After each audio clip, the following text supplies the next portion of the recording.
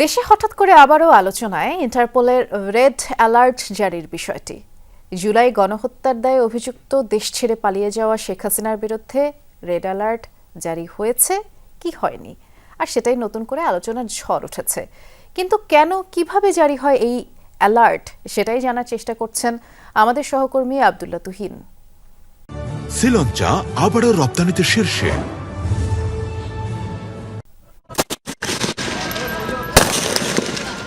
নির্বিচারে গণহত্যা ছাড়াও ফৌজদারি অপরাধ করে কোনো নাগরিক যদি অন্য কোনো দেশে আশ্রয় নেয় বা লুকিয়ে থাকে, তখন অভিযুক্ত ব্যক্তিকে ফেরাতে সহায়তা চাওয়া হয় ইন্টারপোলের। পুলিশ না হয়েও আন্তর্জাতিক যে কোনো দেশের পুলিশকে সহায়তা করে থাকে এই সংস্থাটি।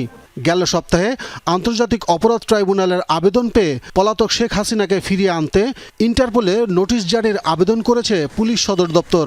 আমরা ইন্টারপোলের কাছে লিখেছি, এটি তো প্রক্রিয়াধীন আছে, আপনারা ওয়েবসাইটে দেখতে পারবেন। আপনার ওয়েবসাইটে দিয়ে দেন। ওয়েবসাইট এখন নাই তো, দেখলাম। হ্যাঁ, তো বললামই তো যে আমাদের কাছে কোনো তথ্য নেই, নোটিশ জারির তথ্য নেই।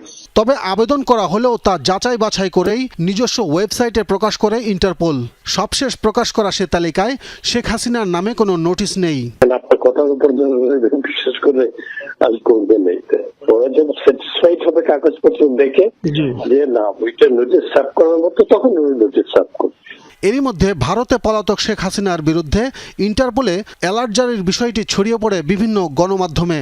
এই ইন্টারপোলের রেড নোটিশটা ইন্টারপোল কর্তৃক জারি হয়েছে কিনা সেই বিষয়টা বলার দায়িত্ব হচ্ছে আমাদের এনসিবির এবং আমাদের বাস্তবিক অর্থে ইন্সপেক্টর জেনারেল অফ পুলিশের অফিসের। আমরা এই খবরটা আপনাদেরকে ক্লিয়ারলি বলতে পারছি না যে তাদের মাধ্যমে এটা জারি হয়েছে কিনা বা ইন্টারপোলের ওয়েবসাইটে এটা অ্যাভেলেবল আছে কিনা। গুরুত্বপূর্ণ মোস্ট ওয়ান্টেড ও ভয়ঙ্কর অপরাধীদের ধরে সংশ্লিষ্ট দেশের পুলিশের কাছে ফিরিয়ে দিতে সারা বিশ্বে 195টি দেশে কাজ করছে ইন্টারপোল। 1976 সালে সদস্যভুক্ত হয় বাংলাদেশ। রেড নোটিশ জারির পর 2009 থেকে 2022 সাল পর্যন্ত 15 জনকে ফিরিয়ে আনার নজির রয়েছে বাংলাদেশে।